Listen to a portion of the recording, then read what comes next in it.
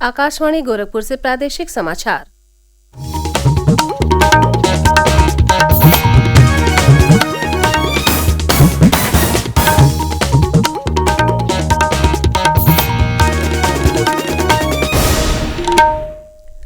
नमस्कार।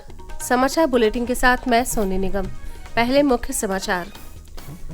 लोकसभा चुनाव के पहले चरण के लिए कल शाम थम जाएगा प्रचार।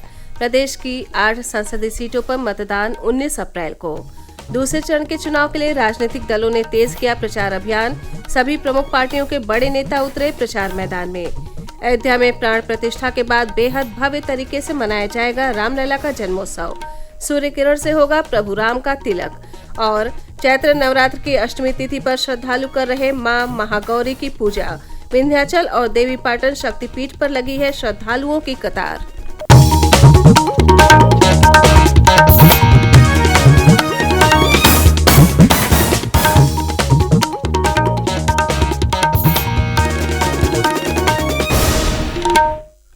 अब समाचार विस्तार से। लोकसभा चुनाव के प्रथम चरण का प्रचार कल शाम 6 बजे थम जाएगा। पहले चरण में प्रदेश की 8 लोकसभा क्षेत्रों सहारनपुर, कैराना, मुजफ्फरनगर, बिजनौर, नगीना, मुरादाबाद, रामपुर और पीलीभीत में 19 अप्रैल को मतदान होगा।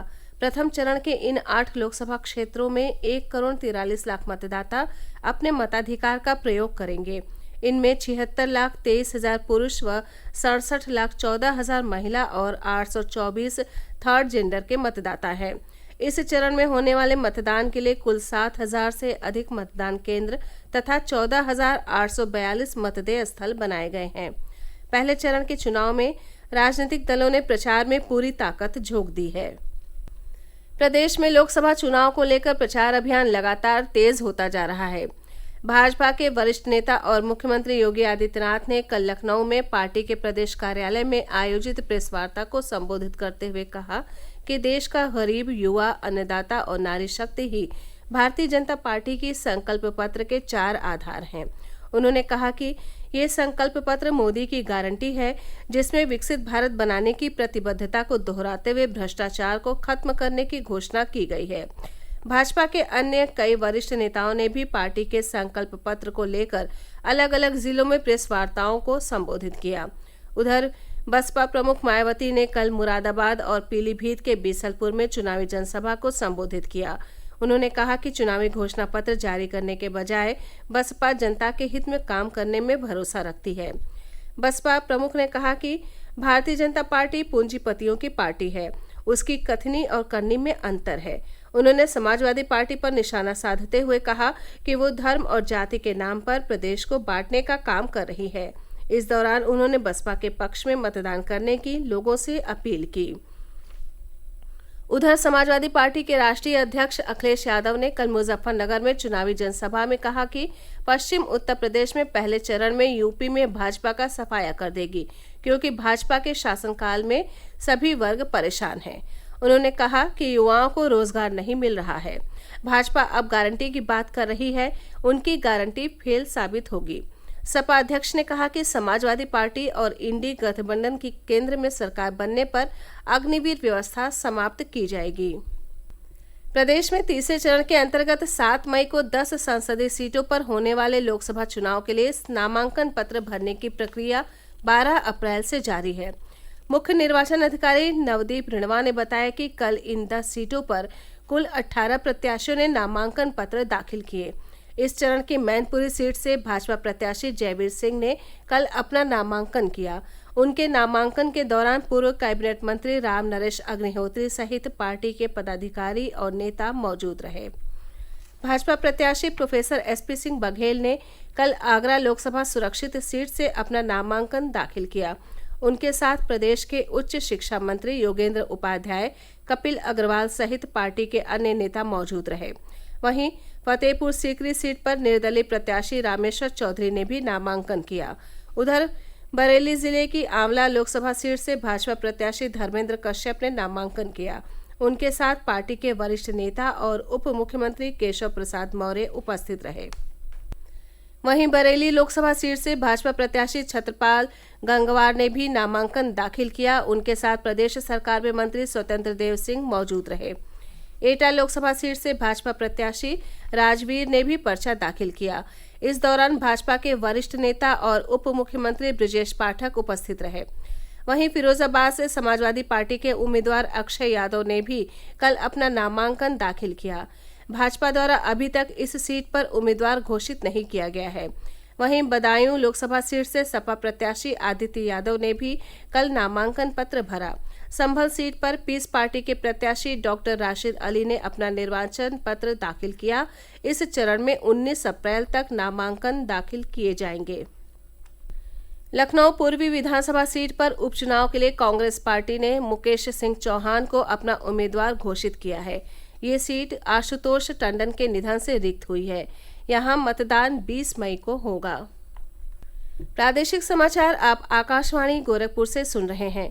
ये समाचार बुलेटिन हमारे YouTube channel AIR news Gorakhpur और X हैंडल AIR न्यूज़_GKP पर भी उपलब्ध है।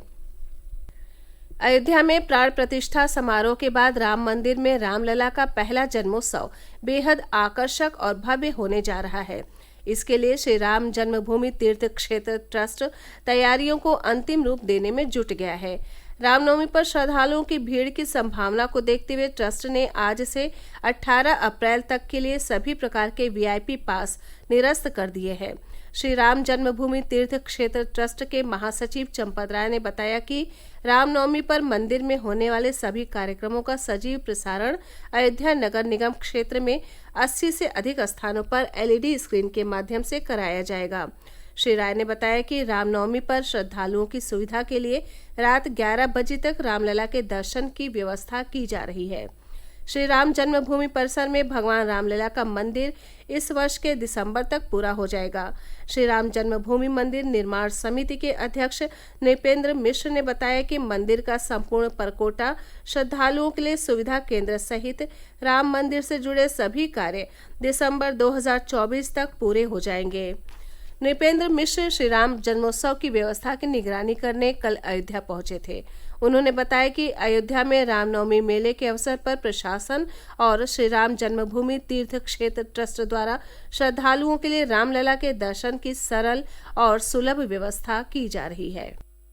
रामनवमी की व्यवस्था पूरी जिला प्रशासन करता है और वो आश्वस्त हैं कि जो भी आवश्यकताएं रामनवमी के लिए हैं वो उसकी पूर्ति करेंगे। उनके साथ बहुत ही मिल करके जो हमारे ट्रस्ट के पदाधिकारी लोग हैं वो देख रहे हैं व्यवस्था को और सभी लोग आश्वस्त हैं कि रामनवमी में जो श्रद्धालु आएंगे उनको सुविधाजनक ढंग से भगवान राम का दर्शन हो सकेगा। विशेष रूप से रामनवमी में आकर्षण भी है क्योंकि हम लोग प्रयासरत हैं कि सूर्य किरण भगवान के माथे पर 12:16 के करीब 5 मिनट के लिए आए और आशीर्वाद प्राप्त करे।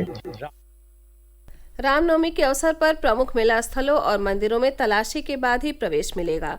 इस संबंध में प्रदेश के पुलिस महानिदेशक प्रशांत कुमार ने सभी जिलों में पुलिस अधिकारियों को निर्देश दिए हैं कि मेला स्थलों और मंदिरों की सुरक्षा बढ़ाई जाए। चैत्र नवरात्र की अष्टमी तिथि पर आज श्रद्धालु मां आदिशक्ति के 8वें स्वरूप महागौरी की विधिवत आराधना कर रहे हैं। इस अवसर पर आज भोर से ही प्रदेश के सभी प्रमुख देवी मंदिरों पर श्रद्धालुओं का तांता लगा हुआ है।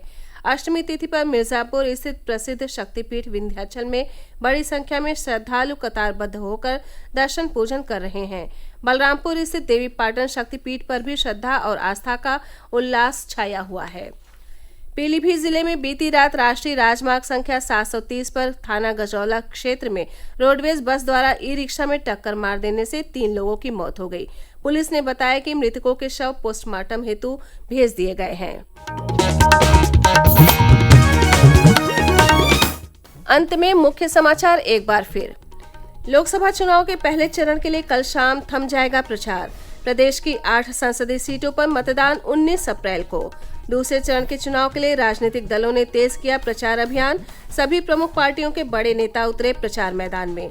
अयोध्या में प्राण प्रतिष्ठा के बाद बेहद भव्य तरीके से मनाया जाएगा रामलला का जन्मोत्सव। सूर्य किरण से होगा प्रभु राम का तिलक। और चैत्र नवरात्र की अष्टमी तिथि पर श्रद्धालु कर रहे मां महागौरी की पूजा। विंध्याचल और देवी पाटन शक्तिपीठ पर लगी है श्रद्धालुओं की कतार। इसी के साथ ये समाचार बुलेटिन समाप्त हुआ। नमस्कार।